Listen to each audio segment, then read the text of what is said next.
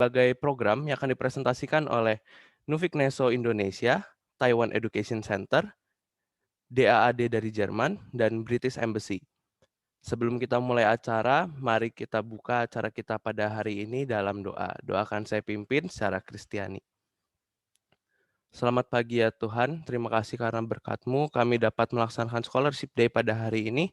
Engkau yang memberkati acara ini, berkatilah agar acara ini dapat berjalan sesuai dengan kehendak-Mu dan berkati setiap koneksi internet yang kami gunakan. Terima kasih ya Tuhan, kemuliaan hanya bagi nama-Mu. Amin. Ada pepatah mengatakan tak kenal maka tak sayang. Perkenalkan sebelumnya, nama saya Vincent Riki Cahyadi dari jurusan Ilmu Komunikasi angkatan 2019. Tanpa berlama-lama lagi, mari kita dengarkan pembicara kita yang pertama dari Nufik Neso Indonesia yang akan dibawakan oleh Ibu Emi Fumita Sari. Iya, baik, terima kasih Mas Vincent. Sebelumnya terima kasih juga kepada Universitas Kristen Petra yang sudah mengundang kami. Senang sekali bisa hadir di acara virtual Scholarship Day hari ini. Baik, saya akan memulai untuk sharing presentasi saya. Semoga sudah terlihat ya. Baik, oke. Jadi hari ini saya akan mempresentasikan mengenai studi di Belanda gitu. Jadi apa saja nanti alasan-alasannya mengapa harus studi di Belanda, lalu apa beasiswa yang tersedia dan lain sebagainya. Nah, sebelum saya memulai presentasinya, mari kita berkenalan dulu dengan Nufik Neso. Jadi apakah itu sebenarnya Nufik gitu ya? Kami merupakan non-profit Dutch organization yang didanai oleh pemerintah Belanda. Kami ini sebagai non-profit berkecimpung di dalam bidang pendidikan tinggi dan kami mempunyai 9 perwakilan kantor di 9 negara, yaitu ada di Brazil, ada di Cina, Indonesia, lalu ada Meksiko, South Korea, South Africa, lalu ada juga Rusia dan Vietnam. Nah, lalu Nufik Neso itu apa sih sebetulnya gitu ya? Jadi Nufik Neso ini merupakan Netherlands Education Support Office, jadi perwakilan kantornya. Nah, Nufik Neso ini mempunyai beberapa aktivitas utama. Yang pertama itu kami memberikan informasi seputar studi di Belanda dan juga kami memberikan konsultasi secara cuma-cuma kepada prospective students di Indonesia. Lalu kami juga memfasilitasi kerjasama antar perguruan tinggi di Indonesia dan juga Belanda maupun lembaga-lembaga yang ada di sini. Lalu kami juga mensupport Holland Alumni Network. Jadi bagi nanti lulusan Universitas Belanda, pastinya teman-teman akan mendapat juga masih tetap terhubung dengan Belanda melalui kegiatan-kegiatan yang kami kelola. Contohnya seperti ada alumni talk, ada alumni career fair dan lain sebagainya. Nah, kemudian kami juga mengelola program beasiswa. Yang pertama ada Stunat, lalu ada Orange Knowledge Program, Orange Tulip Scholarship, dan EU Share. Nah, ini nanti beberapa scholarship yang akan saya bahas ya di presentasi hari ini. Dan terakhir kami juga memfasilitasi scientific research collaboration antar lembaga di Indonesia dan Belanda. Oke, sekarang berkenalan dengan saya Emi Fumitasari, selaku student counselor dari Nufik Neso Indonesia. Saya juga merupakan alumni dari Belanda. Saya dulu kuliah di The Hague University of Applied Sciences. Nah, di sini saya tidak sendiri, saya juga ditemani oleh rekan saya Muhammad Maulana Taufik selaku Education Promotion Officer. Di situ ada kontak kami, kalau ada yang mau kontak bisa langsung. Oke, langsung saja. Jadi mengapa sih studi di Belanda gitu ya? Jadi yang alasan pertama adalah pastinya bahasa Inggris gitu. Jadi memang di Belanda itu salah satu bahasa yang paling sering digunakan juga selain bahasa pertamanya yaitu bahasa Belanda, itu adalah Inggris. Jadi 95% populasi di Belanda menggunakan bahasa Inggris. dengan fasihnya. Jadi memang terkenal juga Belanda dengan negara pertama yang termasuk fasih dalam bahasa Inggris. Ini juga terbukti dengan ada banyaknya program studi yang ditawarkan oleh Universitas Belanda sepenuhnya dalam bahasa Inggris. Ada kurang lebihnya 2.100 program studi gitu. Nah, kemudian alasan berikutnya adalah international students. Jadi di sana banyak sekali pelajar internasional yang melanjutkan studinya di Belanda, maupun itu S1 sampai PhD gitu. Jadi paling tidak dari pelajar internasional yang ada di sana itu 1 dari 8 students-nya itu merupakan pelajar internasional gitu. Jadi kurang lebih ada 122.000 gitu kan. Jadi memang mungkin kalau dibanding dengan Indonesia ini tidak banyak, tapi maksudnya dengan populasinya ya, dibandingkan dengan Indonesia kan Belanda itu negara yang cukup kecil dan hanya ada 17 juta penduduk. Jadi dengan angka segitu tuh sudah cukup besar. Nah, dari international students ini ada lebih dari 160 kewarganegaraan. Jadi bisa dibayangkan negara ini sangat multikultural, internasional, dan pastinya tidak akan, maksudnya bukan hanya ketemu dengan kewarganegaraan Belanda dan negara sekitarnya, tapi ada juga dari Afrika, ada Maroko, Amerika Selatan, dan lain sebagainya.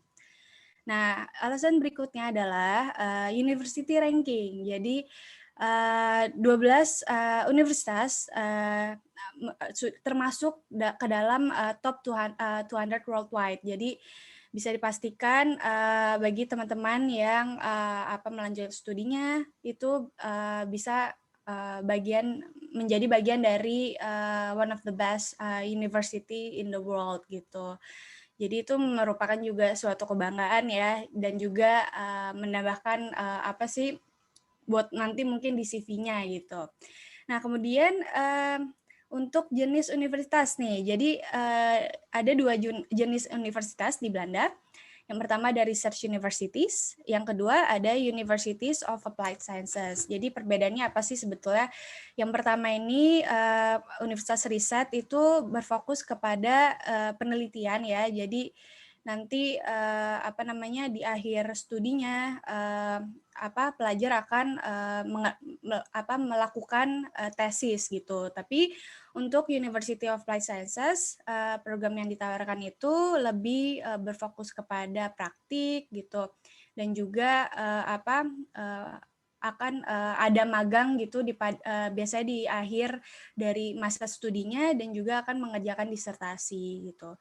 Pada saat ini ada kurang lebih 14 research universities dan juga 36 universities of applied sciences yang sepenuhnya didanai oleh pemerintah Belanda. Nah, perbedaannya lagi adalah di waktu studi yang ditempuh oleh pelajar di sana. Jadi untuk bachelor, program bachelor untuk universitas riset itu ditempuh selama 3 tahun. Di mana untuk Universitas Ilmu Terapan ya atau Applied Sciences itu dilakukan selama 4 tahun umumnya. Nah, untuk master sama-sama ditempuh 1 sampai 2 tahun, dan untuk PhD ini hanya dilakukan di research university. Jadi bagi yang ingin melanjutkan PhD-nya nanti hanya ditawarkan research university, atau nanti ingin dari S2 gitu ya, misalnya S2-nya di University of Applied Sciences itu harus dulu ke research university gitu. Nah, keduanya ini juga menawarkan short courses. Itu dia tentang jenis universitas. Kemudian untuk kesempatan bekerja nih. Jadi alasan lainnya tuh jadi untuk pelajar internasional juga berkesempatan untuk bekerja sambil belajar gitu kan. Nah, dan juga spesifik health insurance ya yang diperlukan sebelum bisa bekerja part-time di Belanda. Waktu yang diizinkan adalah maksimum 16 jam per minggunya, bagi pelajar internasional dari luar Eropa, Uni Eropa. Kemudian benefit lainnya adalah setelah masa studinya di Belanda, teman-teman juga berkesempatan untuk apply namanya Zoekjaar atau Orientation Year Visa. Ini merupakan visa yang bisa digunakan untuk mencari pekerjaan. Visa ini sendiri berlaku selama 1 tahun. Nah, kemudian Kemudian mengenai biaya kuliah. Jadi biaya kuliah ini di Belanda memang tidak gratis ya, dengan harga yang cukup reasonable gitu. Jadi yang pertama untuk bachelor sendiri ini average-nya 6.000 sampai 15.000 euro per tahun akademik, dan untuk masternya itu 8.000 sampai 20.000 euro per tahun akademiknya. Nah ini perlu diperhatikan, memang average-nya memang segitu, tapi perlu dicek kembali di website universitas masing-masing untuk exact amount-nya. Nah, kemudian untuk living cost-nya, biaya kehidupan sehari-hari ini yang dianjurkan melalui yang dilihat dari pengalaman student di sana itu dikeluarkan sebesar 800 sampai 1.100 euro per bulannya. Ini sudah termasuk akomodasi, transportasi, biaya makan, dan lain sebagainya. Tapi pastinya ini juga akan tergantung ya dengan kebutuhan masing-masing individunya ya. Mau nanti misalnya sering makan di luar, atau transportasinya menggunakan sepeda, atau sering menggunakan public transportation, dan lain sebagainya gitu. Nah, ini dia yang ditunggu-tunggu mengenai informasi beasiswa. Jadi yang pertama ada Stunet atau Studeren in Nederland. Ini merupakan beasiswa penuh yang ditawarkan oleh pemerintah Belanda bekerjasama dengan pemerintah Indonesia. Modalitas yang diberikan ada beasiswa individu yang pertama, lalu ada skema co-funding, dan yang ketiga ada tailor-made training. Nah, mungkin yang paling cocok dengan teman-teman adalah beasiswa individunya ya. Jadi ini bisa untuk mendaftar program master, dan biasanya dibuka Januari sampai bulan Maret. Jadi ini sudah mau dibuka nih Stunet gitu. Nah, namun perlu diperhatikan untuk sendiri ini ada bidang prioritaskan. Jadi nanti akan saya share lagi untuk melihat bidang apa saja yang harus bisa cocok untuk gitu. Nah, kemudian untuk individu scholarship ini ada yang skema co-funding. Nah, ini sebenarnya co-funding ini apa sih? Co-funding ini jadi merupakan kerjasama dengan partner universitas dari Stunet. Jadi ada daftar-daftar universitasnya menjadi partner Stunet yang dapat memberikan biaya, misalnya biaya kuliah sebesar berapa puluh %, kemudian yang lainnya akan di-cover oleh Stunet. Jadi bekerja sama gitu ya. Nah, bisa juga, tapi selain itu bisa juga dengan setengah biaya sendiri, atau dengan sponsor dari lembaga lainnya gitu, atau beasiswa lainnya juga bisa. Jadi tidak sepenuhnya di-cover oleh Stunet, melainkan di-cover oleh beberapa sponsor gitu. Nah, kemudian scholarship berikutnya ada dari Orange Knowledge Program atau OKP. Ini sebetulnya tidak untuk beasiswa individu, karena sejak 2020 bulan Juni kemarin Indonesia bukan lagi jadi pesertanya, namun ini lebih kepada untuk tailor-made training dan institutional corporation gitu ya. Nah, ini juga penkolnya tergantung dari masing-masing bidang yang diprioritaskan, karena ini hampir sama seperti Stunet, punya bidangnya tersendiri. Nah, kemudian nih yang cocok juga untuk program master, ada Orange Tulip Scholarship atau OTS. Beasiswa ini merupakan beasiswa parsial yang ditawarkan oleh pemerintah Belanda, ditawarkan oleh Universitas Belanda yang menawarkan beasiswa individual gitu. Jadi untuk skema ini diperuntukkan untuk program bachelor dan master dan sudah dibuka dari bulan November sampai bulan Mei. Lalu kemudian ada Holland Scholarship. Ini juga hampir sama seperti OTS karena dia beasiswa parsial.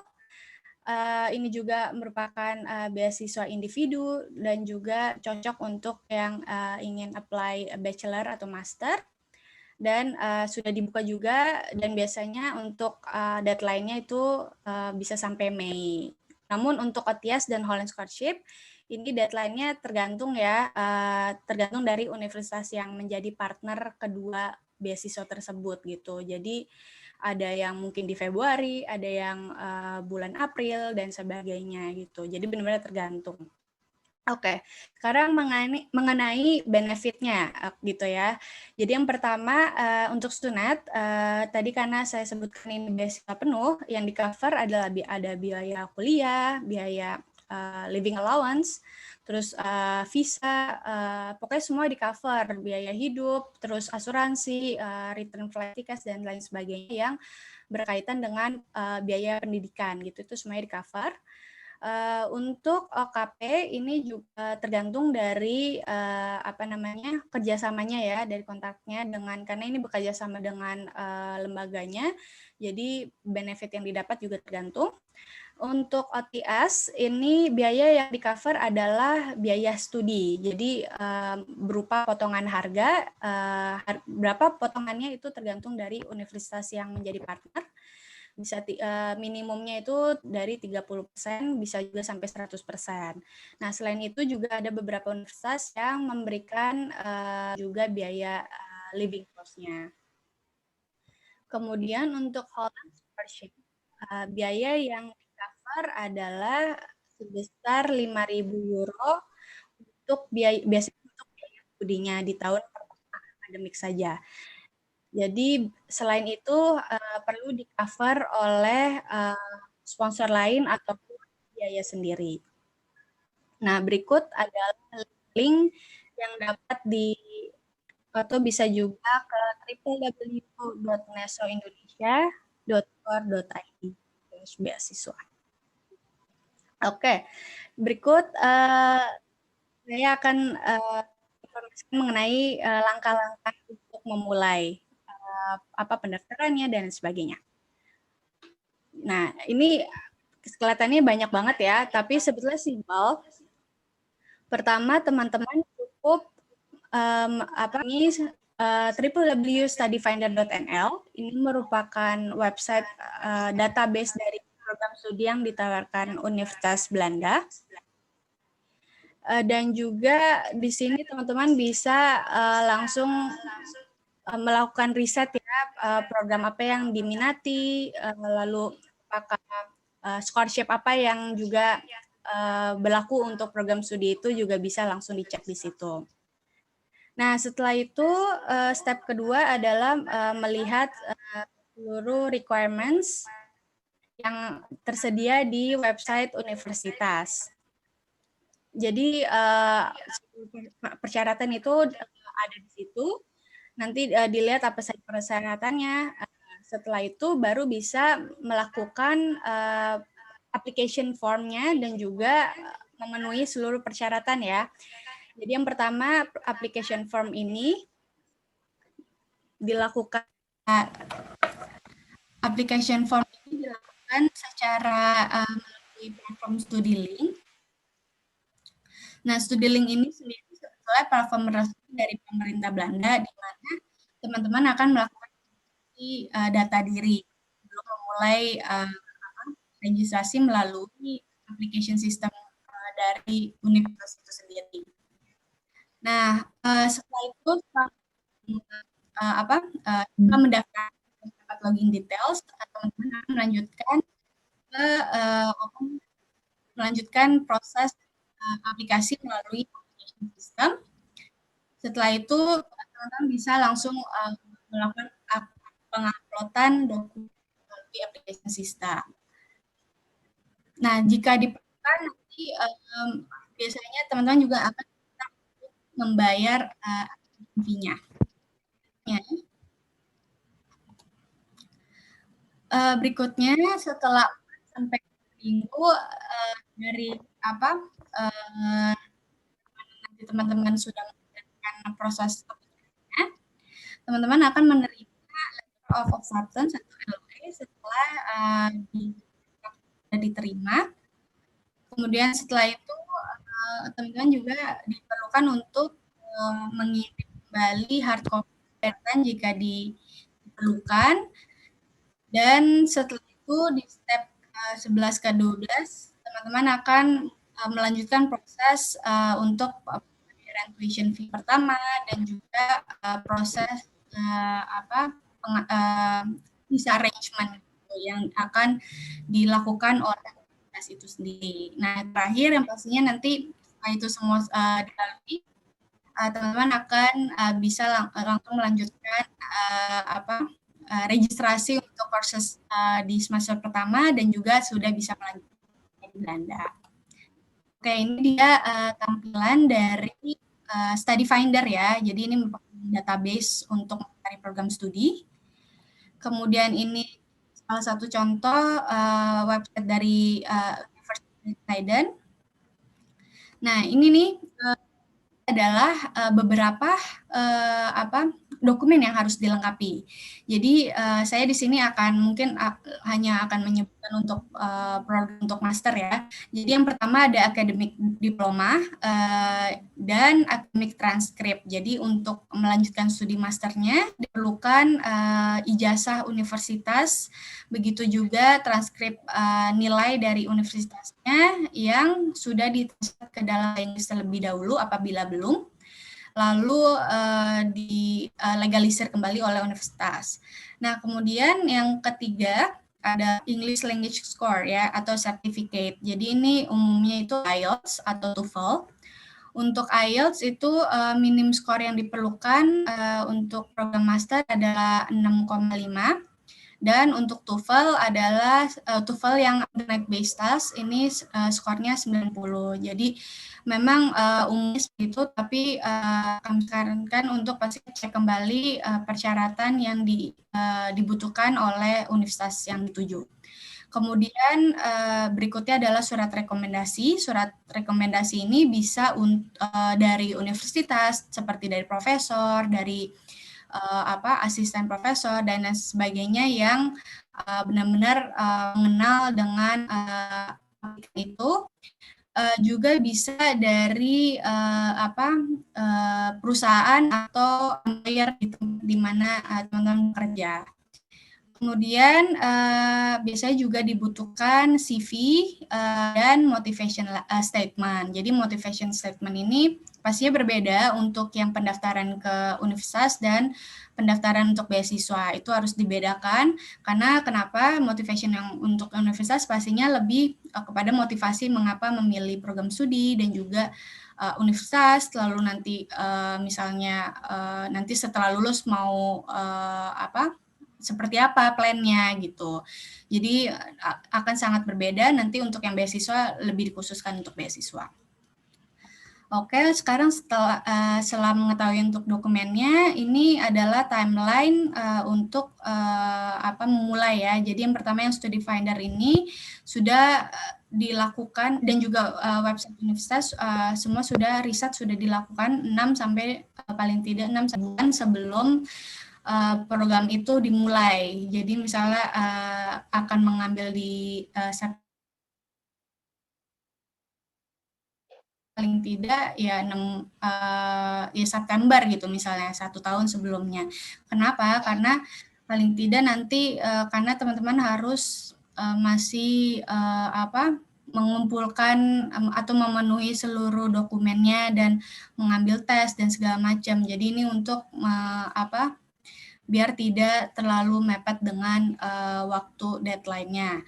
Nah, kemudian untuk berikutnya 6 sampai 9 bulan sebelum study starts ini sudah melakukan proses aplikasi dan juga pemenuhan dokumen yang terakhir 4 sampai 6 minggu akan dilakukan processing time-nya 4 sampai 6 minggu untuk penerimaan letter of acceptance gitu. Oke, berikut ini informasi mengenai PhD. Jadi bagi teman-teman yang ingin melanjutkan studinya untuk melanjutkan PhD, ini bisa banget di Belanda itu PhD adalah lebih kepada paid employment gitu ya. Jadi di mana nanti teman-teman akan di-hire atau apply position yang sudah ada di Belanda. Sudah ada di universitas tersebut dan melakukan research yang belum pernah dilakukan sebelumnya. Biasanya ini dilakukan minimum 4 tahun, tapi kalau misalnya posisi tersebut tidak ada, pastinya teman-teman juga bisa mengirimkan langsung proposal kepada profesor ataupun pokoknya pihak universitas gitu. Nah, seperti yang saya sebutkan sebelumnya, PhD hanya ditawarkan oleh research universities, ada 13. Dan untuk mencari posisi yang sedang tersedia itu melalui job boards. Jadi berikut ada beberapa job boards, ada yang pertama ada FactArts, kemudian Academic Transfer, Euraccess, dan KNAW. Jadi teman-teman bisa cek saja di website-website tersebut posisi apa yang sudah tersedia, atau apabila tidak ada berarti teman-teman harus langsung mengirimkan proposal tersebut ke universitas yang dituju. Nah, itu dia sekian informasinya. Semoga bermanfaat. Apabila teman-teman masih mempunyai pertanyaan dan ingin menghubungi kami, berikut adalah kontak yang bisa dihubungi, begitu pula sosial media kami. Nah, kami juga melakukan online counseling setiap hari Senin sampai hari Kamis, seperti waktu yang tertera. Ini bisa dilihat melalui bit.ly/osiniso jika teman-teman interested untuk bergabung. Kemudian kami juga mempunyai digital brochure yang bisa dibaca. Ada mengenai informasi beasiswa, PhD, informasi studi Belanda secara general, ini semua bisa dilihat di website kami. Baik, terima kasih. Presentasi saya kembalikan. Oke. Apakah suara saya terdengar jelas? Suaranya jelas ya? Oke. Ya, kalau sudah jelas, kita akan mulai. Pertama-tama, saya.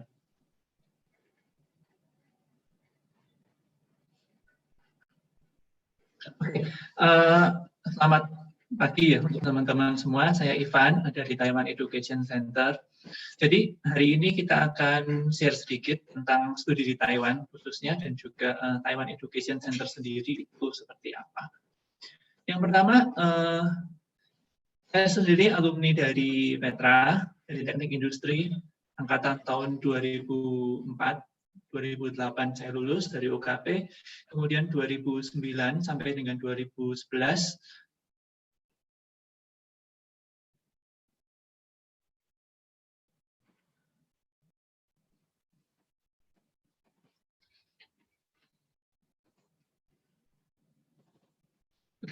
Jadi Taiwan Education Center sendiri itu adalah pusat informasi dan juga pendaftaran. Kita membantu pendaftaran untuk studi dan juga beasiswa di Taiwan.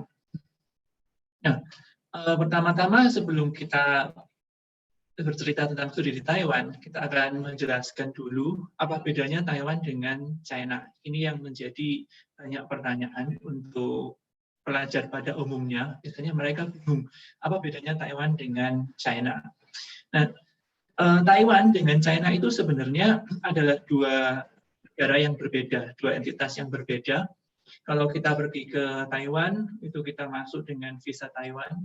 Kalau kita pergi ke China atau Tiongkok daratan ya, itu kita masuk dengan visa China. Terus bedanya apa? Nah, kita bisa lihat di situ bahwa GDP dari Taiwan dengan dari China itu cukup berbeda, juga HDI yang berhubungan dengan life expectancy, education level, dan juga income level itu cukup berbeda ya. Jadi untuk kita orang asing, studi di Taiwan itu relatif lebih enak karena kebebasan bermasyarakat itu cukup dihargai di Taiwan, dan juga untuk kehidupan sehari-hari dalam kita bersosialisasi, dalam kita berorganisasi itu akan sangat bebas begitu ya. Oke, di Taiwan itu di mana? Kalau kita lihat, Taiwan itu adalah satu pulau, sebetulnya dia adalah satu pulau yang nggak terlalu besar di utara Filipina, di sebelah timur dari mainland China. Dan dari Surabaya ke ibu kota Taiwan di Taipei itu kira-kira 5,5 sampai dengan 6 jam naik pesawat. Nah, pulau Taiwan itu sendiri kalau diperbesar direct flight. Nah, apa yang terkenal di Taiwan? Kalau akhir-akhir ini bicara tentang corona, tentunya Taiwan ini di masa pandemi ini dikenal cukup sukses mengatasi corona. Kenapa? Karena meskipun lokasinya itu dekat dengan mainland China, yang merupakan salah satu sumber dari COVID-19 itu, tapi mereka bisa mengontrolnya dengan baik tanpa menggunakan lockdown sampai dengan hari ini, dan hanya ada 7 kematian di situ, dan itu semua disebabkan karena adanya sebab yang lain. Di Taiwan sendiri apa yang terkenal? Kalau kita tahu ada Taipei 101, itu adalah mantan bangunan tertinggi di dunia, ada Sun Moon Lake, Alishan, dan lain sebagainya, tempat-tempat wisata di Taiwan. Kemudian teknologi, manajemen juga, ada namanya EasyCard. EasyCard ini sebetulnya kurang lebih sama dengan e-money di Indonesia. Tetapi bedanya apa? E-money itu hanya bisa digunakan di tempat-tempat yang bekerja sama dengan bank atau dengan penyedia itu. Sedangkan di Taiwan, EasyCard ini terintegrasi satu negara. Jadi ketika misalkan kampus saya NTUST dulu menerbitkan EasyCard, ini dipakai di kampus lain atau dipakai di tempat umum, di restoran, di public transportation, itu semuanya bisa. Jadi ini sudah terintegrasi. Kemudian makanan, ini adalah salah satu budaya di Taiwan yang mungkin cukup terkenal di luar negeri, seperti King Fu Tang. Ini salah satu merek yang terkenal ya dari Taiwan, franchise-nya juga cukup sukses di Indonesia. Kemudian untuk night market sendiri, ini adalah salah satu tempat wisata yang cukup populer di sana, lebih populer daripada mall atau department store. Mereka banyak sekali berbelanja dan juga jalan-jalan ke night market. Yang suka kegiatan budaya, ya banyak sekali kegiatan budaya di sana yang bisa diikuti. Dan kemudian untuk bicara soal pendidikan, di Taiwan sistem pendidikannya itu sama persis seperti di Indonesia. 3 tahun SMA, 4 tahun S1, 2 tahun S2, kemudian dilanjutkan dengan S3 itu 3 sampai dengan 7 tahun.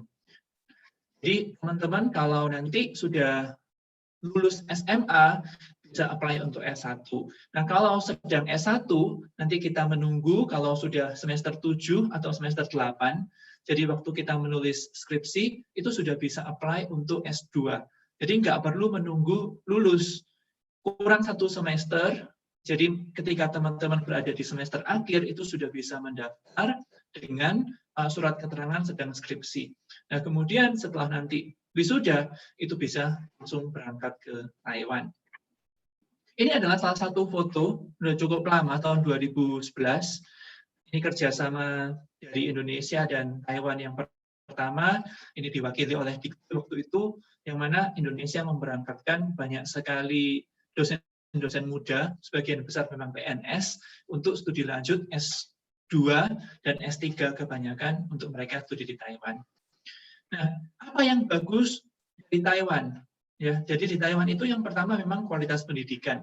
Nanti kita bisa lihat rankingnya, lingkungan yang aman, biaya yang cukup terjangkau, scholarship yang cukup banyak, dan sebab-sebab lainnya. Misalkan kebebasan beragama, atau misalkan ketika winter itu tidak terlalu dingin, tidak sampai minus, dan juga cukup dekat dengan Indonesia, biayanya cukup murah, dan sebab-sebab yang lain. Untuk pelajar Indonesia di sana, sekarang sudah ada 5.000 lebih. Nah, itu yang pertama memang adalah scholarship availability. Jadi, beasiswa di Taiwan itu, S2 dan S3 itu diberikan bisa penuh. Dalam artian gratis uang kuliah, masih dikasih biaya hidup, dan selain itu teman-teman masih bisa apply untuk bekerja part-time di Taiwan. Yang kedua adalah English Program Availability. Jadi teman-teman tidak perlu bisa bahasa Mandarin sama sekali. Jadi untuk S2 dan S3 teman-teman bisa belajar, bisa kuliah dalam bahasa Inggris. Sampai dengan nanti penulisan tesis atau disertasi itu semuanya full bahasa Inggris. Kemudian no liabilities, artinya apa? Jadi beasiswa di Taiwan itu tidak ada ikatannya. Misalkan setelah kita dapat beasiswa full S2 2 tahun, kemudian kita lulus, kita akan dapat visa extension, itu kira-kira 6 bulan. Nah, itu kita tidak ada ikatan, apakah harus pulang, atau harus bekerja, atau harus begini dan begitu.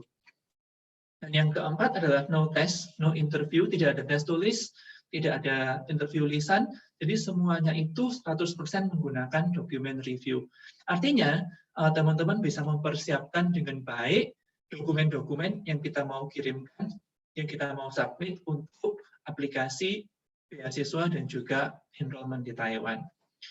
Ini untuk ranking Universitas di Taiwan, kita biasa mengacu ke versi QS World Rank. Ini kita bisa lihat untuk peringkat Universitas di Taiwan. Kemudian biaya hidup di Taiwan kurang lebih tidak jauh berbeda dengan misalkan kita hidup di Jakarta, atau sedikit lebih mahal dibanding Surabaya.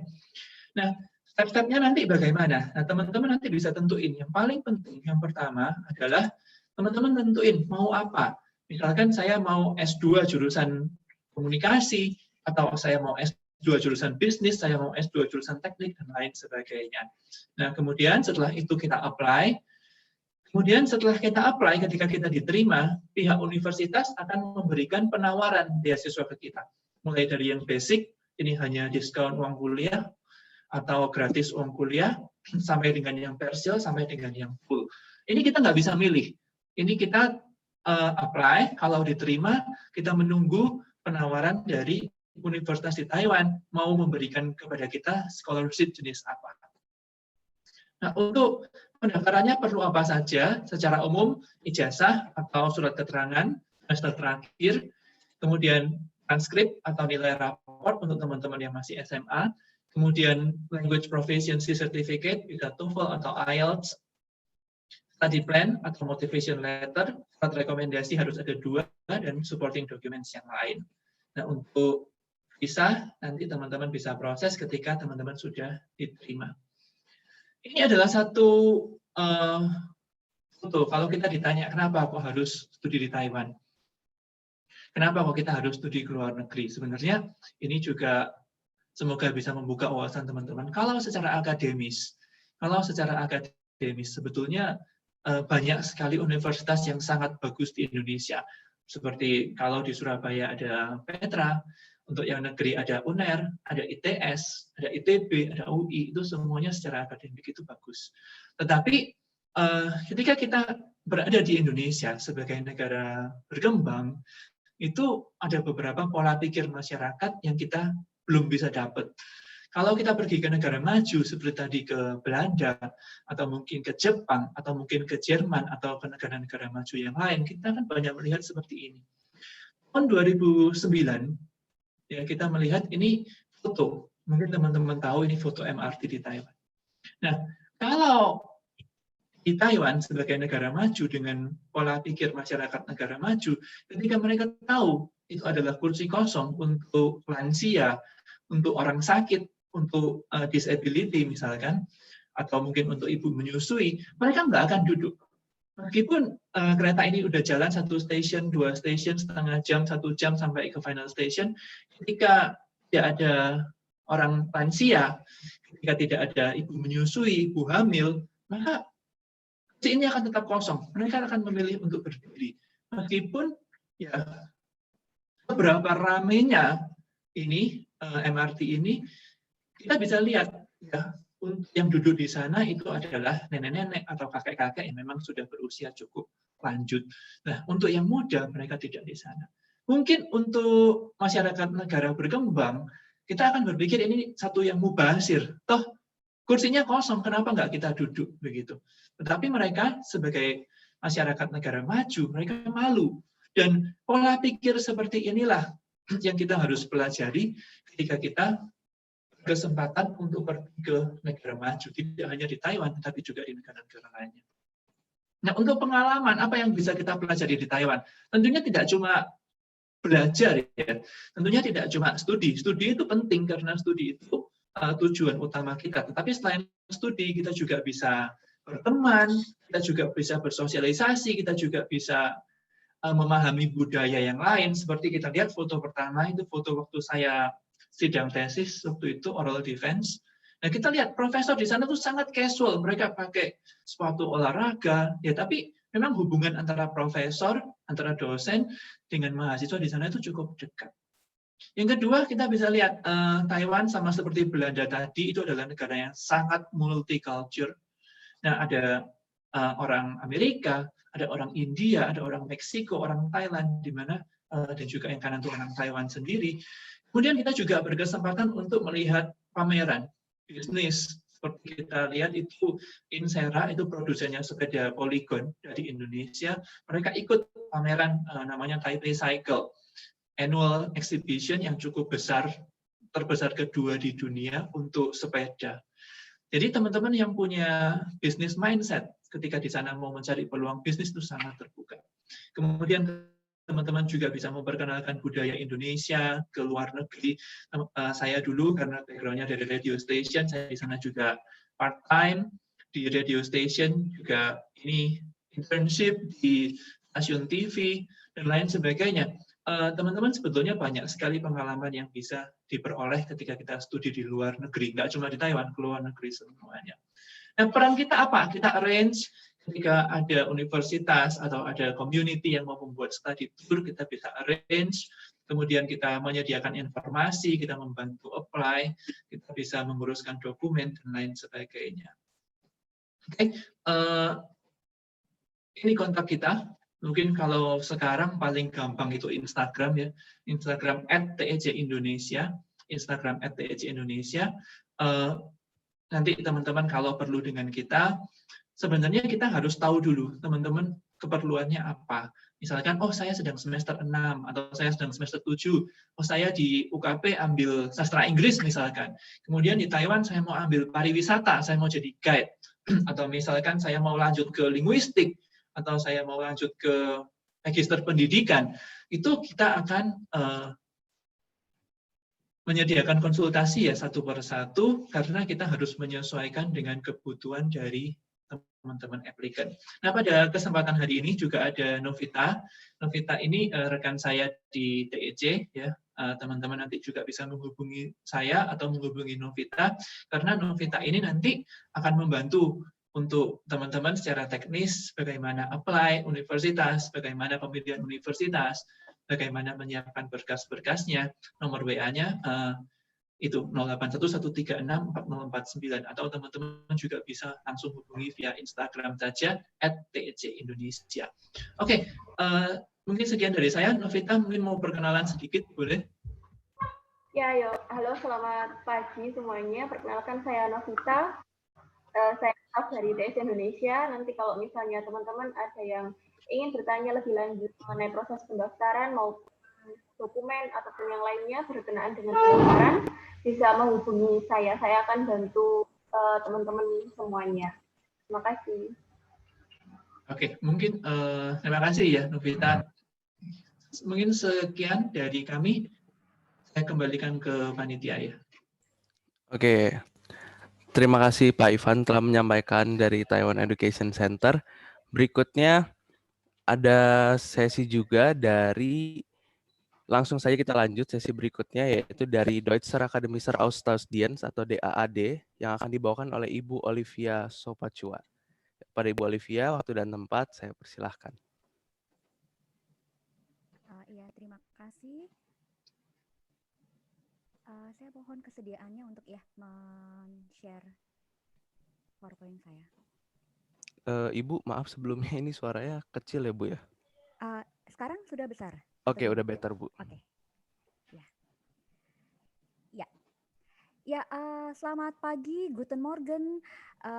Pertama-tama saya atas nama DAAD Jakarta mengucapkan terima kasih untuk Universitas Petra yang sudah mengundang DAAD pada acara kali ini. Ya, teman-teman tadi teman-teman sudah mengunjungi negara Belanda, kemudian Taiwan. Saya mengajak teman-teman untuk kembali ke benua Eropa ke negara Jerman. Nama saya Olivia Jensopakua, saya merupakan staf di DAAD Jakarta. Selama kurang lebih 20 menit ke depan, saya akan menginformasikan kepada teman-teman semua tentang program beasiswa dari DAAD yang ditawarkan untuk orang Indonesia. Ya, selanjutnya.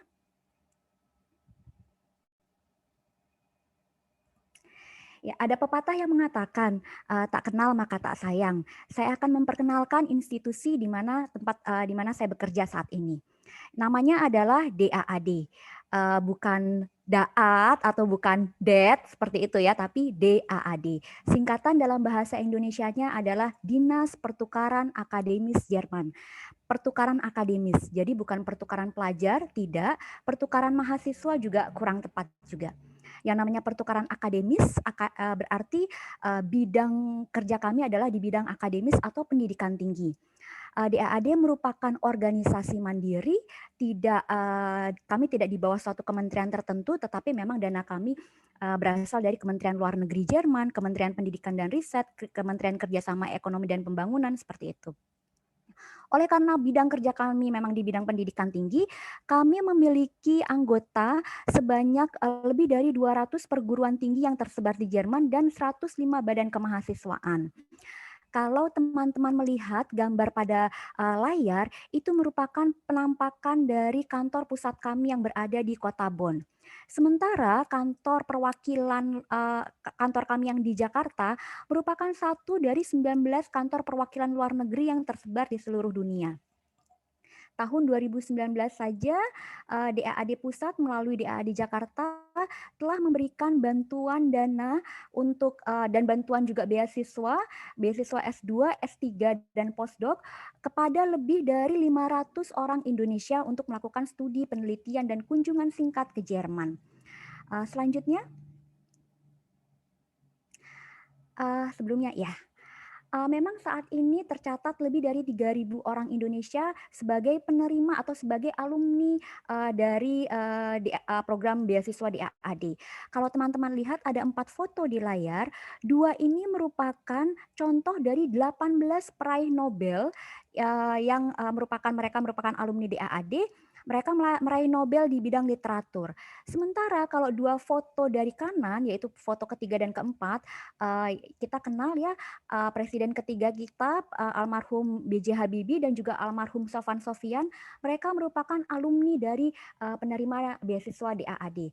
Dan kami berharap teman-teman yang nanti di sini beberapa tahun ke depan menjadi penerima beasiswa DAAD dan menjadi alumni dari DAAD. Selanjutnya.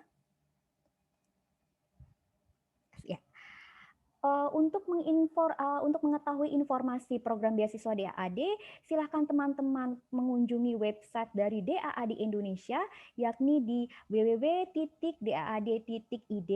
Kemudian langkah yang kedua adalah silakan teman-teman menekan tombol Find Funding, lalu teman-teman silakan menekan tombol DAAD Scholarship for Indonesia. Ya, beginilah tampilan dari laman DAAD Scholarships for Indonesia. Kalau ada program beasiswa yang saat ini sedang ditawarkan atau dibuka pendaftarannya, nanti teman-teman akan melihat list seperti yang ada pada layar. Jadi kalau for application seperti itu ya, itu tandanya beasiswanya sedang dibuka. Tetapi kalau belum dibuka atau sudah berlalu atau merupakan beasiswa tahunan, itu teman-teman nanti harus scroll down, agak sedikit scroll down dan mengklik tanda panah. Jadi beasiswa kami dibedakan menjadi beberapa kategori berdasarkan jenjang yang ingin dilamar. Ya, S2 atau S3 atau saat S1, statusnya sedang mahasiswa S1. Perlu diketahui teman-teman bahwa DAAD Jakarta menawarkan beasiswa S2, S3, dan postdoc. Tidak ada beasiswa S1, dalam hal ini beasiswa degree untuk S1, tetapi untuk S1 sendiri sebagai mahasiswa kami menawarkan program bantuan dana dalam bentuk kunjungan singkat, jadi non-degree jatuhnya. Ya, selanjutnya.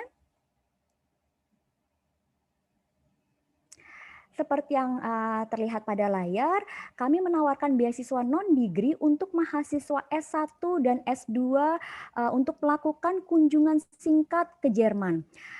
Seperti dari namanya kita ketahui ya, study visits for groups of foreign students. Artinya kunjungan studi ke Jerman yang dilakukan oleh sekelompok grup yang berisi mahasiswa asing.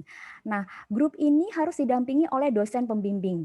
Si dosen ini tadi yang berhak untuk mengirimkan aplikasi untuk bantuan kunjungan singkat ke Jerman. Satu kelompok itu terdiri minimal dari 10 mahasiswa dan maksimal 15 mahasiswa. Ya, untuk S1, mahasiswa yang boleh melakukan kunjungan singkat ke Jerman ini adalah mahasiswa mulai dari semester 5. Sementara kalau S2 boleh dari semester 1 untuk melakukan kunjungan singkat ke Jerman kami perbolehkan. Ya.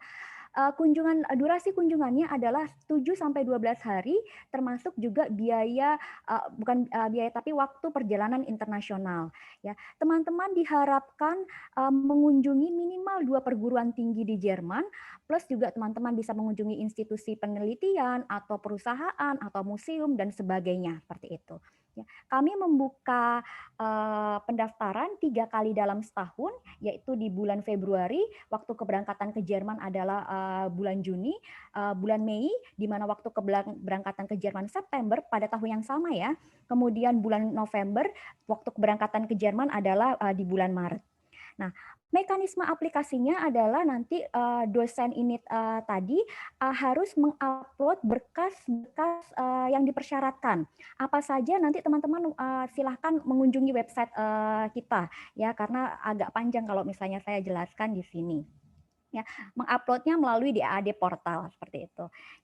Kemudian kami ini menawarkan namanya beasiswa non-degree ini, kami menawarkan bantuan dananya hanya 80% teman-teman. Jadi mungkin juga ada kekurangan dana.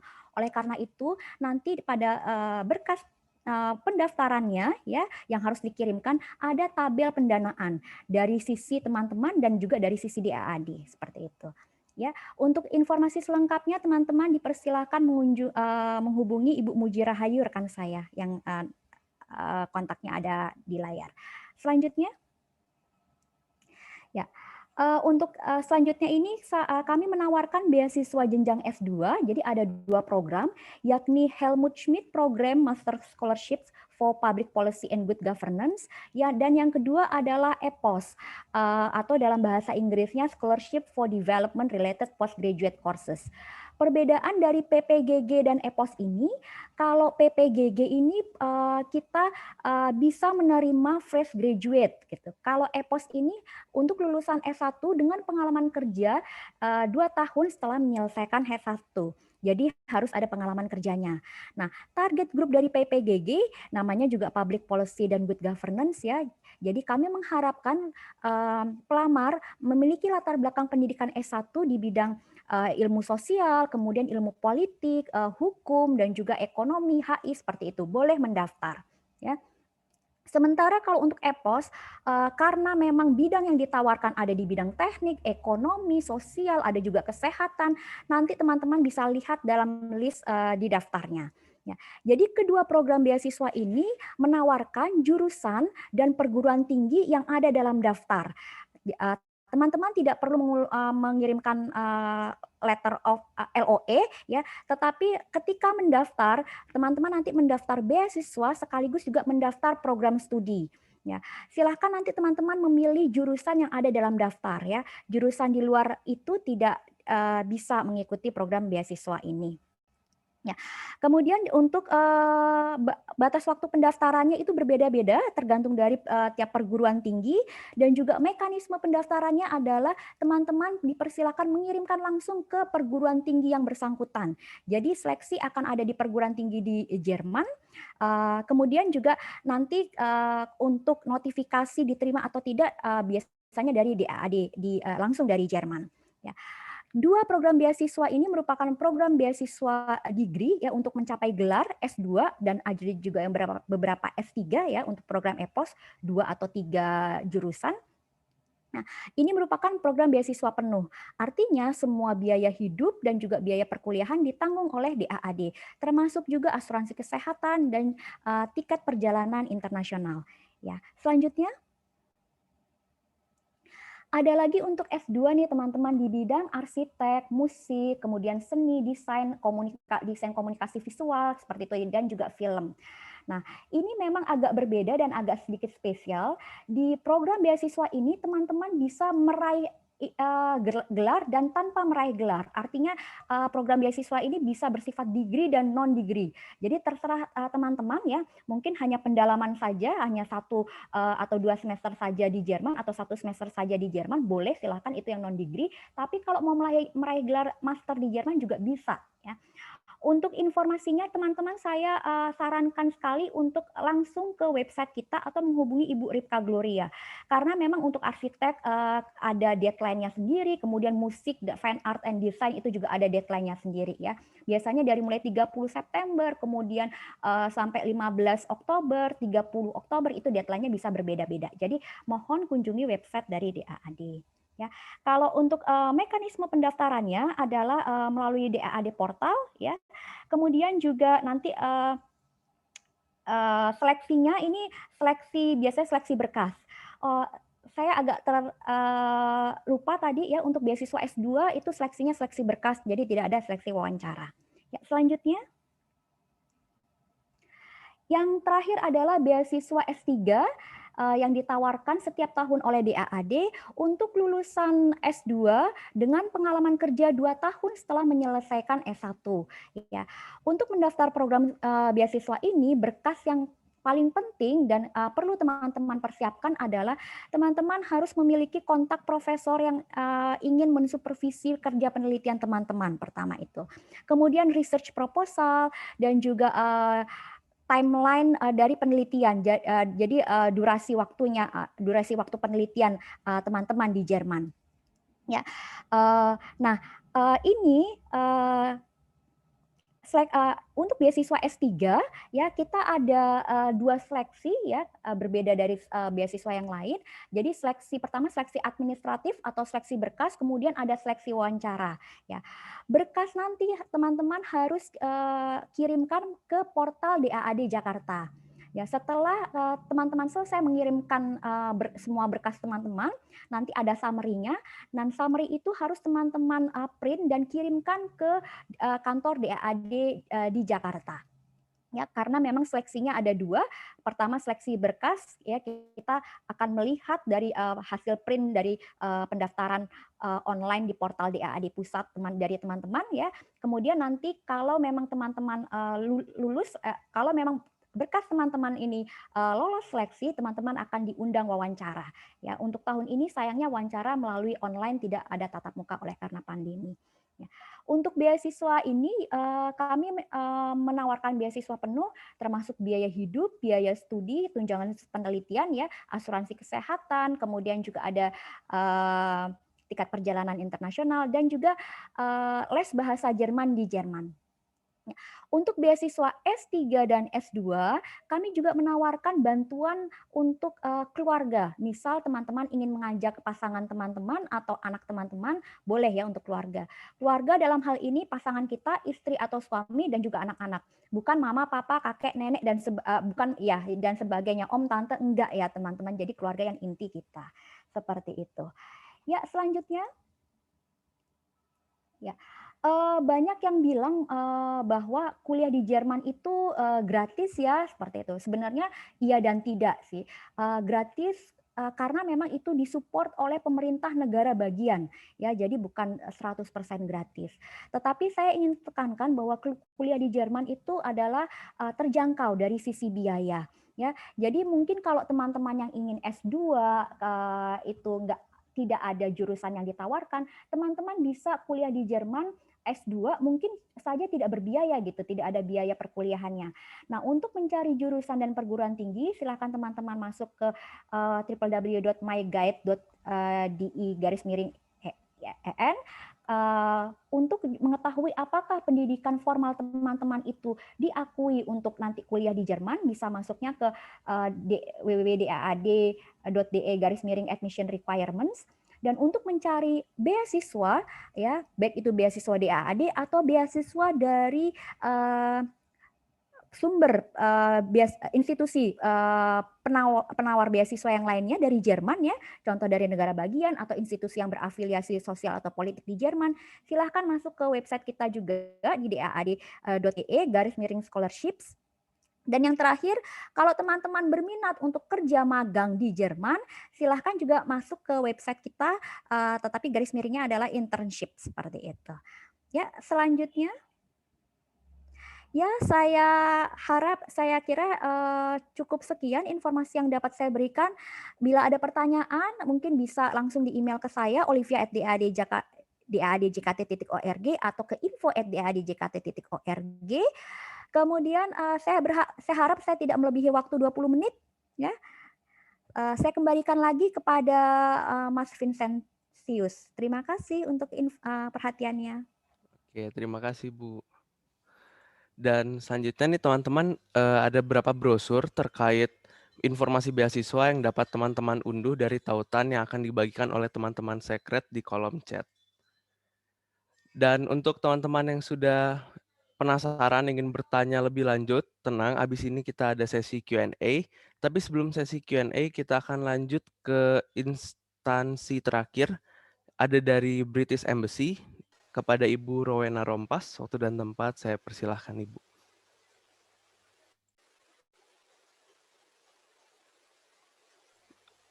Belum Bu, belum masuk suaranya. Apa udah masuk? Sudah masuk. Ya, ya, terima kasih Kak Vincent. Pertama-tama tentunya saya mengucapkan terima kasih kepada Universitas Petra, khususnya Petra Career Center, ya. Saya tidak perlu sebutkan satu-satu nama-namanya, tapi kami atas nama Kedutaan Inggris yang bertempat di Jakarta mengucapkan terima kasih.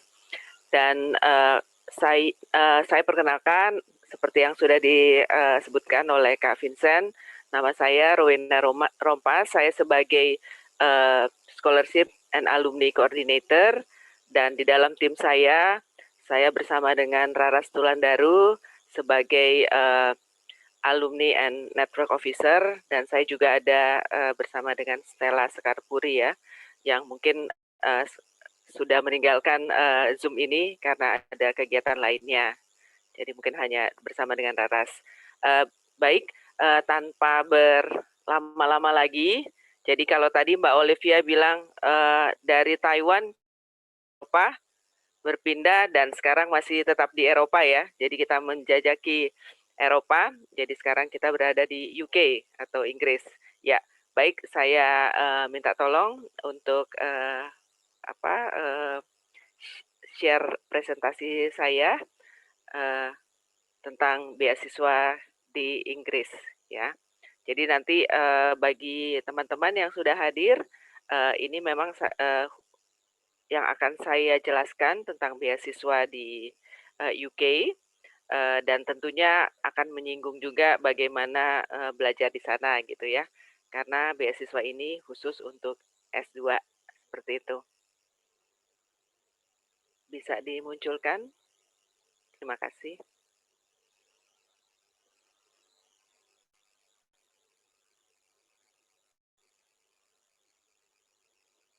Mohon tunggu sebentar.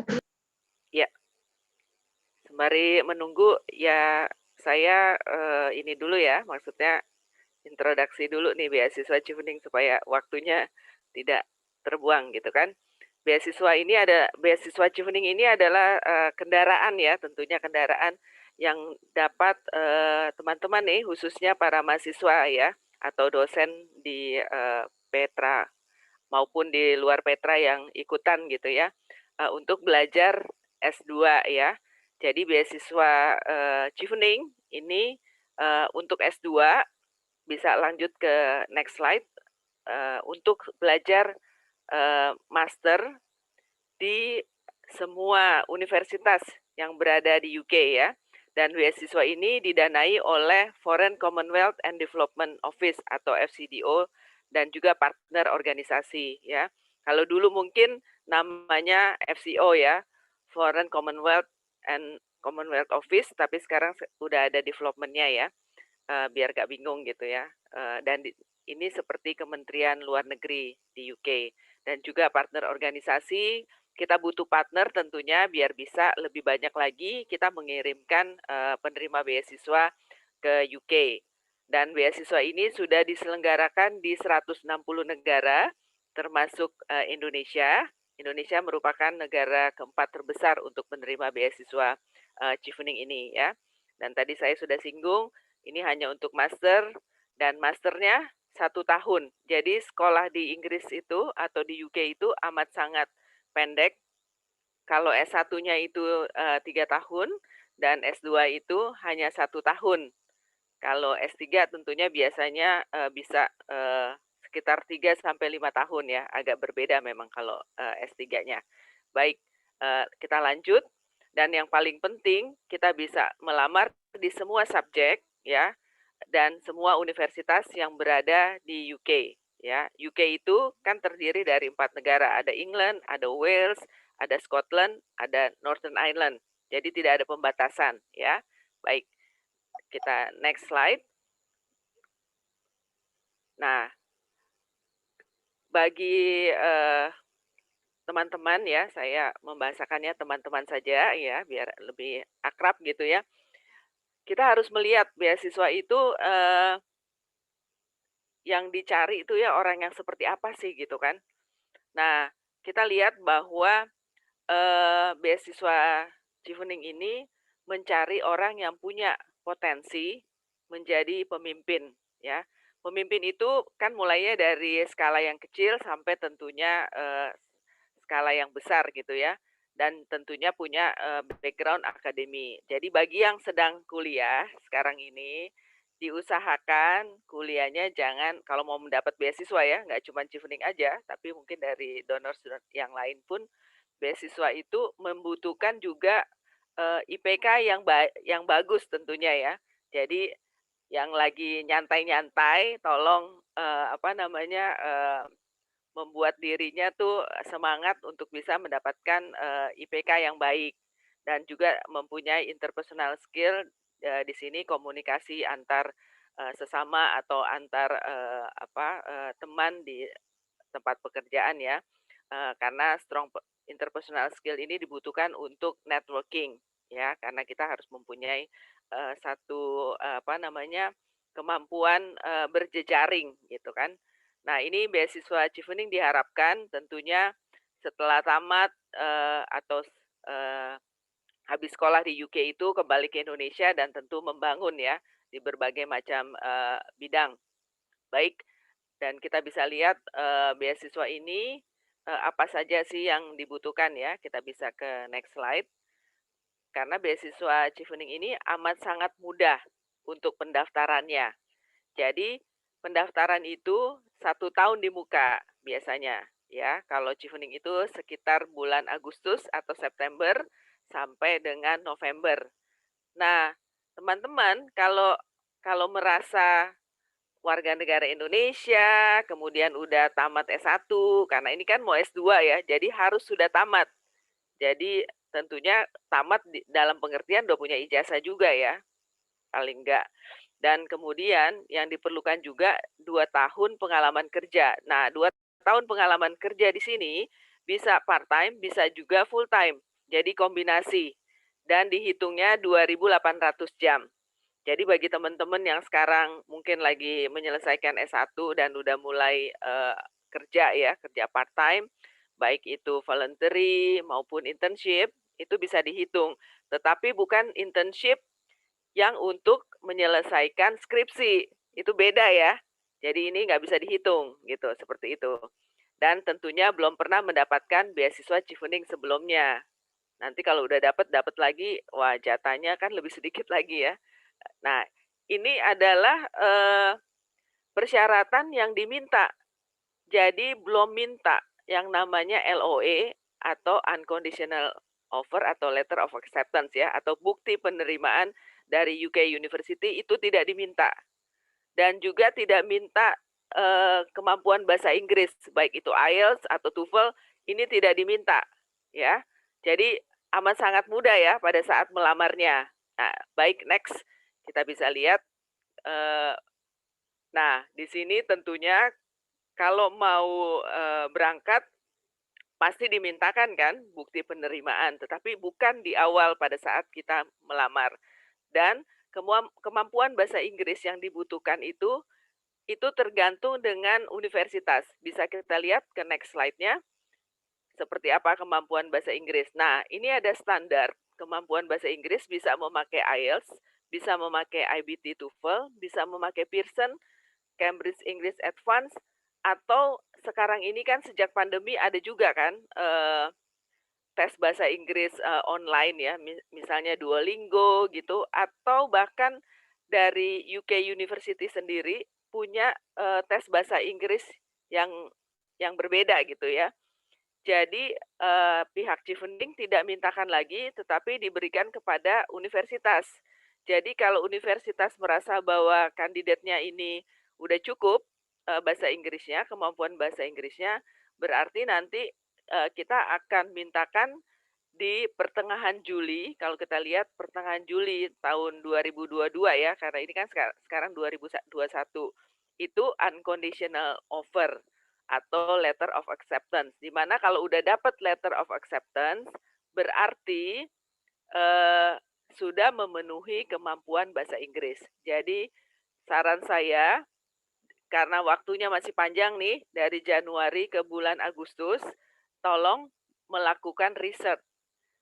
Riset universitas mana yang kita inginkan, dan subjeknya apa yang kita inginkan, dan kemampuan bahasa Inggris yang mereka minta tuh apa? Apakah IELTS, apakah IBT TOEFL, Pearson, atau yang lainnya. Jadi jangan sampai kita misalnya tes untuk Pearson, tetapi ternyata UK University-nya bilang untuk subjek, contohnya untuk subjek hukum dibutuhkan IELTS bukan Pearson. Jadi lakukan riset dari sekarang. Ya, baik, bisa ke next slide. Dan kemudian apa saja, tentunya tadi persyaratannya udah tahu ya. Dan teman-teman pasti pengen tahu nih, beasiswa ini di cover full atau separoh atau cuma berapa persen. Nah, kita bisa lihat di slide selanjutnya bahwa beasiswa Chevening ini mengcover full biaya sekolah atau biaya studi selama 1 tahun. Kecuali ada catatan, kalau kita bisa lihat di bawah screen itu, MBA itu mempunyai fee cap, yaitu 18.000. Ini biaya sekolahnya aja ya, bagi yang ngambil MBA. Karena MBA ini biaya sekolahnya bisa sampai 52.000 pound sterling. Jadi harusnya kita bisa ngirim 2, cuman 1. Jadi kita batasi, jadi ada pagu atasnya. Kemudian kita menanggung juga biaya hidup selama 1 tahun ya untuk yang mendapatkan, dan tentunya tiket pulang pergi, visanya juga gratis, kemudian termasuk asuransi kesehatannya juga gratis. Dan apabila nanti keadaan membaik, memungkinkan, nanti kan biasanya banyak event-event atau acara-acara di berbagai macam tempat. Nanti kita bisa lihat di slide selanjutnya yang membutuhkan additional fund gitu ya, atau dana tambahan untuk bisa mengcover acara-acara itu. Karena kan biasanya acaranya kita bisa lihat nih ya, acaranya apa saja kita bisa lihat di layar.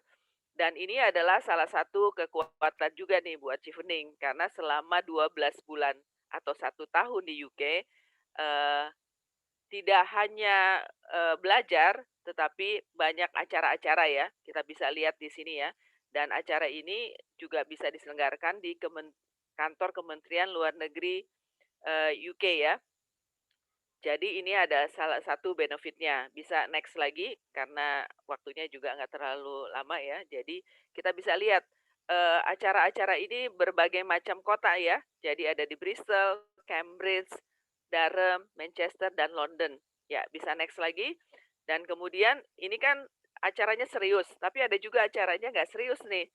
Jadi bisa jalan-jalan ke stadion bola ya, bagi penggemar bola, atau yang Harry Potter, bisa lihat studio Harry Potter, bahkan museumnya Beatles ya di Liverpool. Jadi kegiatan ini amat sangat bervariasi, tinggal penerima beasiswanya aja kepengennya yang mana. Tentunya nggak bisa diikuti semuanya ya, nanti nggak sekolah gitu kan. Ya baik, kita bisa next slide. Nanti kalau nggak sekolah, nggak tamat, repot juga. Nah, bagi yang mau belajar media, BBC World Service ini menyediakan juga internship. Jadi kan pengalamannya luar biasa ya, dan juga berbagai macam kompetisi ya selama di Inggris nantinya. Dan yang terakhir, host UK ini kita bisa tinggal bersama dengan orang Inggris ya, misalnya weekend gitu ya, tapi dengan catatan pandeminya sudah berlalu ya. Jadi kita harus mendoakan nih supaya pandeminya cepat berlalu. Jadi selama ini networknya dilakukannya lewat online ya. Jadi tetap dilakukan tetapi lewat online. Baik, jadi hal-hal inilah yang membuat selain beasiswa Chevening dianggap beasiswa yang prestigius dan kesempatan untuk bisa explore UK juga dimungkinkan gitu ya. Baik, kita next lagi ke slide selanjutnya. Dan tentunya beasiswa Chevening memungkinkan juga bertemu dengan anggota keluarga kerajaan. Jadi ada alumni kita yang sempat bisa minum teh bersama dengan Ratu Inggris. Jadi itu kesempatannya kan luar biasa. Jadi ini dimungkinkan. Ya, baik, kita next slide lagi. Program ini sudah ada sejak 1983, jadi udah cukup tua juga ya. Jadi mau 38 tahun ya, dan alumninya sendiri sudah 50.000 secara worldwide, dan Indonesia sendiri udah lebih dari 1.700 ya alumninya. Ya, baik, saya nggak banyak bercerita di sini karena saya mau fokus di 4 pertanyaan yang harus kita isi kalau kita apply beasiswa Chevening. Jadi Kak Vincent boleh saya ya terus aja nggak apa-apa. Ini sekedar melihat ya alumni kita yang sudah menjadi prominent. Bapak Rizal Sukma, ada Marisa Anita, dan juga ada novelis Ahmad Fuadi ya. Ini alumni kita. Ya, bisa next lagi. Mudah-mudahan yang mendengarkan juga satu saat bisa seperti mereka-mereka ini ya. Ya, ini timeline-nya ya. Tadi saya sudah singgung ya, akan dibuka Agustus awal, November ditutup, dan kemudian bulan Januari ini seperti sekarang ini kami sedang melakukan shortlist untuk dipanggil interview, dan bulan Februari bagi yang lolos akan dipanggil untuk ikutan interview di bulan Maret dan April. Bisa next slide. Saya tidak akan banyak lagi bercerita tentang timeline. Nah, ini interview periodenya, dan bulan Juni akan diumumkan hasilnya apakah lolos, tidak lolos, maupun masuk ke dalam reserve candidate ya. Dan kemudian tadi saya sudah singgung bulan Juli pertengahan itu harus mendapatkan letter of acceptance (LOA) atau bukti penerimaan dari UK University, termasuk kemampuan bahasa Inggrisnya juga udah di-assess oleh UK University. Dan biasanya akhir Agustus kita melakukan pre-departure briefing, jadi persiapan untuk penerima beasiswa untuk berangkat ke UK ya, yang berangkatnya nanti biasanya bulan September atau Oktober ya. Bahkan sekarang ini karena suasana pandemik, kadang-kadang universitasnya bisa menerima sampai bulan November. Ya, ini gambaran timeline-nya. Ya, baik. Next slide lagi. Nah, ini sekitar 1.500 dan tadi saya sempat singgung lokal partner. Kita berpartner dengan CMB Niaga, Prudential, dan Warwick University ya. Jadi bagi yang mau ikutan partner yang Warwick University, pilihan pertamanya di dalam aplikasinya harus memilih Warwick University karena di dalam aplikasi kita harus tulis ada 3 pilihan ya. Supaya kalau nggak diterima di 1, kedua, dan ketiga. Baik, bisa next slide, karena waktunya juga terbatas. Ini tadi saya sudah singgung, bisa lihat ke website www.chiefening.org.apply. Nah, sekarang baru kita masuk nih ke 4 pertanyaan esai yang diperlukan pada saat kita apply beasiswa Chiefening. Kak Vincent bisa lanjut ke next slide. Itu di dalam beasiswa Chiefening ada 4 pertanyaan yang harus kita jawab. Itu mengenai leadership and influencing, networking, kemudian next slide lagi bisa saya di study in UK dan career plan ya. Masing-masing penjelasan di dalam aplikasi ini itu harus berdasarkan contoh-contoh ya. Kecuali study in UK. Study in UK itu harus kita lakukan research ya. Dan kemudian semua ini harus ada benang merahnya ya sampai kita tahu long term daripada career goal kita. Jadi dari short, mid sampai long term bagaimana kita mau achieve dan bagaimana ini benefit nggak cuma buat diri kita tapi juga buat Indonesia ya. Ya, kita bisa next slide lagi. Nah, kalau mau sukses ya, kita harus bisa menjawab kenapa kita butuh master di UK. Dan kemudian tadi saya udah berulang-ulang bilang tolong lakukan research kenapa kita mau ke universitas tersebut dan subjek tersebut ya. Baik, bisa next slide lagi. Ya, requirement-nya ini tentunya pasti harus diperhatikan ya. Dan kalau kita merasa bahwa kita memang memenuhi persyaratan, tentunya kita mulai berpikir untuk applying nanti di bulan Agustus ya, atau sekitar September tergantung lah ya. Pokoknya di bulan-bulan itu. Ya, baik. Slide selanjutnya. Dan kita juga bisa melakukan start method untuk kita menulis beasiswa supaya sukses ya. Karena waktunya juga pendek, saya nggak bisa menjelaskan satu persatu, tetapi yang paling penting sekarang ini teman-teman ya yang ikutan acara ini, Chiefening Alumni Association Indonesia sudah memperkenalkan yang namanya mentoring program. Jadi silakan diikuti supaya bisa bisa di guidance ya oleh mereka bagaimana membuat aplikasi dengan sukses ya. Baik, next slide lagi. Dan yang paling penting jangan mengopi atau plagiarism dari aplikasi alumni sebelumnya. Karena itu ada sistem untuk bisa melihat 4 esai yang ditulis sama teman-teman. Dan setiap pertanyaan yang ada di 4 esai itu diusahakan jangan kurang dari 100 dan jangan lebih dari 500 kata ya, dan langsung menjawab pertanyaannya. Jadi orang Inggris itu tidak suka yang banyak bunga-bunganya di depan ya. Kalau orang Indonesia kan suka tuh bunga-bunga dulu ya, pendahuluannya mungkin bisa 5 sampai 10 lembar ya. Tetapi kalau orang Inggris enggak. Jadi saran saya usahakan jangan lebih dari 500 kata dan menurut saya 100 kata ini juga sebenarnya masih kurang ya, paling enggak 300 lah ya. Karena kan kita harus menjual diri kita ya supaya dilihat kenapa kita yang dipilih, seperti itu. Saya rasa ini slide saya yang terakhir ya.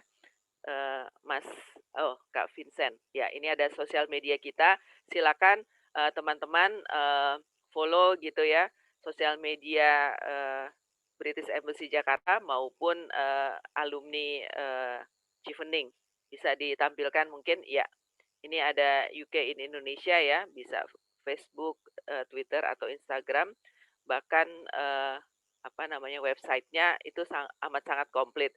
Jadi terakhir saran saya tolong buka website www.chevening.org, mengikuti sosial media kami baik itu Facebook, Twitter, Instagram, dan juga bisa ikut mentoring program yang dilaksanakan oleh Chevening Alumni Asosiasi Indonesia. Demikian penjelasan saya. Terima kasih banyak sudah mengikuti acara ini dan saya kembalikan ke Kak Vincent. Terima kasih. Terima kasih banyak Bu Rowena. Dan teman-teman, saya ingin menginfokan kembali bahwa pada sesi pertama ini ada 4 instansi yang teman-teman dapat ketahui atau pelajari lebih lanjut. Bagi teman-teman yang ingin bertanya, dapat bertanya melalui open mic maupun dengan mengetikkan pertanyaan melalui kolom chat. Apabila teman-teman ingin bertanya kepada instansi tertentu, dapat menyebutkan nama instansi yang dituju. Terima kasih.